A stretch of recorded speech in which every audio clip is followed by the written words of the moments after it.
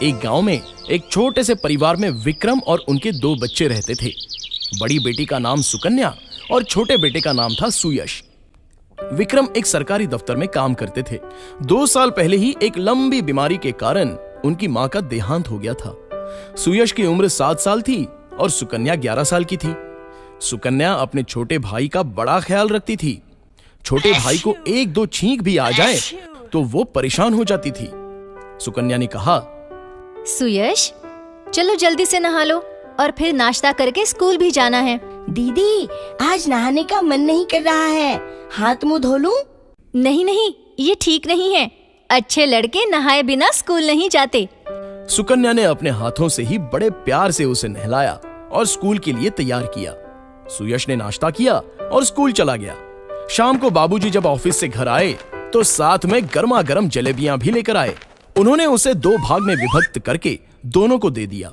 सुयश ने अपनी जलेबी जल्दी से खा ली और अपनी दीदी का मुंह देखने लगा।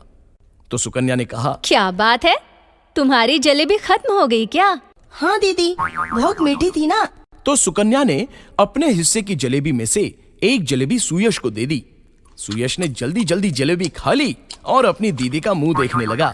इस तरह से सुकन्या ने अपने हिस्से की बहुत सारी जलेबियां सुयश को खिला दी। तो बाबूजी ने कहा, सुयश बेटा, एक जलेबी तो अपने दीदी को भी खा लेने दो। हाँ हाँ दीदी, तुम भी जलेबी खा लो। सुकन्या ने आखिरी जलेबी सुयश के हाथों में रख दी और उसने सिर्फ पानी पी लिया। एक दिन वो अपने छोटे भाई को लेकर गांव में जा रही थी। अचानक एक कुत्ता सुयश को देखकर भौंकने लगा। वो झट से सुयश को पीछे करके सामने आ गई और कुत्ते से सुयश का बचाव करने लगी। जब कुत्ता सुयश के पीछे दौड़ने लगा तो सुकन्या ने सुयश को गोद में उठा लिया और तेजी से भागने लगी और कुत्ता पिछड़ गया। दीदी का ये रूप देखकर सुयश हैरान रह गया, क्योंकि सुकन्या एक बहुत अच्छी एथलीट थी। वो शानदार दौड़ती थी। उसके पास नेशनल लेवल पर खेलने का मौका था। दीदी, तुम इतना तेज दौड़ती हो, हवा से बातें करती हो, मुझको भी दौड़ा तो मैं मानूं। अगर तुमने लगातार मेहनत की, प्रैक्टिस की, तो तुम भी हवा से बातें कर सकते हो। इसी तरह दिन बीतते गए। एक दिन सुयश बीमार हो गया और जांच करने के बाद पता चला कि उसकी दोनों किडनियां खराब हो चुकी हैं। विक्रम के जीवन में ये दूसरा आघात था। वो बहुत दुखी हो चुका था। मैंने जितने डॉक्टरों से संपर्क किया वो सभी ने यही कहा कि दूसरी किडनी जो मैच हो जाए वो सुयश को लगानी पड़ेगी। इस बीच डायलिसिस से काम चलाना होगा। बाबूजी, मैं अपने सुयश भैया के लिए अपनी किडनी दे दूंगी। उसकी पूरी जिंदगी पड़ी है। बेटा, तुम एक अच्छी एथलीट हो। किडनी देने के बाद तुम दौड़ नहीं पाओगी, तुम्हारा करियर खत्म हो जाएगा। मैं कोई दूसरा डोनर ढूंढ लूंगा। दिन बीतते जा रहे थे, लेकिन सुयश के लिए कोई डोनर नहीं मिला। तब सुकन्या ने कहा, बाबूजी, मेरा करियर मेरे छोटे भैया की जिंदगी से बढ़कर तो नहीं है। आप मेरा टेस्ट करवाइए, मैं अपने भाई के लिए किडनी दूंगी। सुकन्या बेटी की जिद के आगे बाबूजी को उसकी बात माननी पड़ी और सुकन्या की किडनी ऑपरेशन के जरिए सुयश को लगा दी गई। सुयश को नई जिंदगी मिल गई। विक्रम और सुकन्या सुयश को लेकर घर आ गए। थोड़े दिन में सुयश ठीक हो गया और अपने दीदी से पूछा, दीदी, आपके दौड़ के सिलेक्शन का क्या हुआ? कोई जवाब आया क्या? तो सुकन्या बोली, मेरा सिलेक्शन नहीं हुआ क्योंकि मैं दौड़ में हार गई। मेरी दीदी हार ही नहीं सकती, जरूर उन्होंने कोई चीटिंग की होगी। आप मायूस ना हो दीदी, अगली बार आप जरूर जीतेंगी। ये सुनकर सुकन्या की आंखें नम हो गई। एक दिन सुयश को घर के कोने में कुछ फटे हुए कागज के टुकड़े दिखाई दिए। जब उसने उन टुकड़ों को उठाया और मिलाया और पढ़ा तो सुयश को पता चला कि इंडियन एथलीट टीम में सुकन्या का सिलेक्शन हो गया था और उसे बुलाया गया था। इसके बाद सुयश को सारी बात समझ आ गई। खुद के लिए अपनी बहन का इतना बड़ा त्याग देख सुयश का रो रोकर बुरा हाल हो गया। एक बहन ने अपने भाई के लिए अपने सुनहरे करियर की कुर्बानी दे दी। तो बच्चों, इस कहानी में हमें यह सीख मिलती है कि भाई बहन को मिलजुल कर हमेशा प्यार से रहना चाहिए, क्योंकि दुनिया में इससे प्यारा रिश्ता और कोई नहीं है।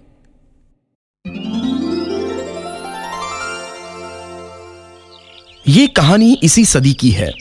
एक गर्द जंगल में एक आम का पेड़ था। उस जंगल के पास ही एक छोटा सा गांव था। उस गांव का एक छोटा सा लड़का रामू उस जंगल में जाकर उस आम के पेड़ के पास खेलता रहता था।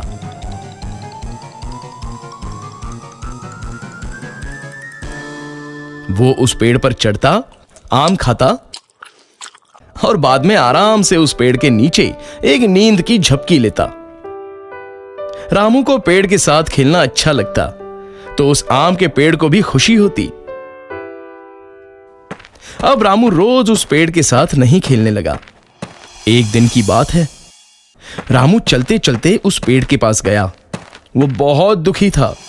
चलो रामू बेटा, मेरे साथ खेलो। आम के पेड़ ने कहा। मैं अब बच्चा नहीं रहा जो तुम्हारे साथ खेलूं।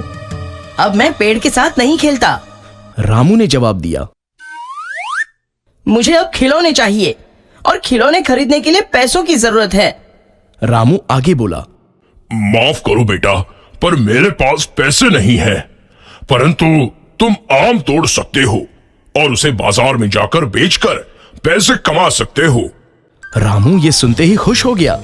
उसने आम तोड़े, उसे जमा किया और खुशी खुशी वहां से चला गया। लेकिन बहुत दिनों तक रामू वापस उस आम के पेड़ के पास नहीं आया। बेचारा आम का पेड़ बहुत दुखी हो गया। कुछ सालों बाद रामू अब आदमी बन गया था। फिर से उस आम के पेड़ के पास वो आया। आम का पेड़ खुश हुआ और बोला, रामू बेटा, चलो आओ, अरे मेरे साथ खेलो।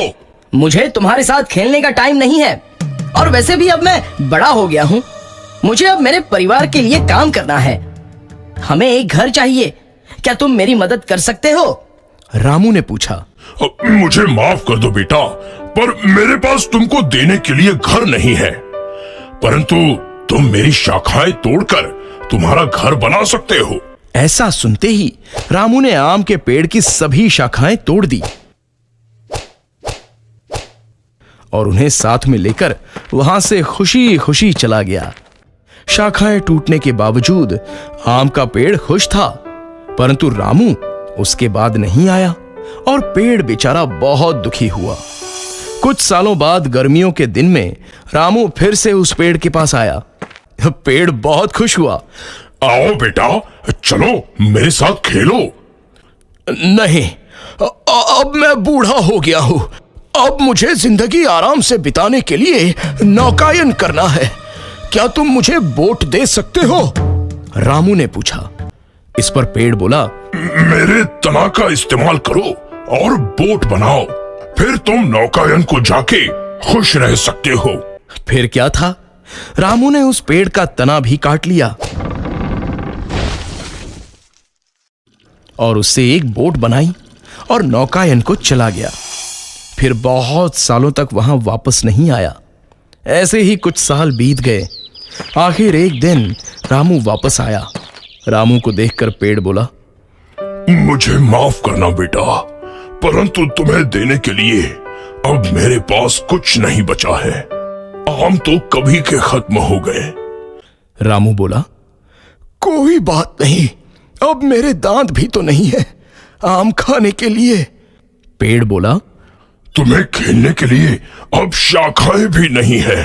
पर अब मैं भी बहुत बूढ़ा हो गया हूं शाखाओं पर चढ़ने के लिए। रामू ने जवाब दिया। पेड़ इस पर बोला, मेरे पास सचमुच कुछ नहीं बचा है तुम्हें देने के लिए।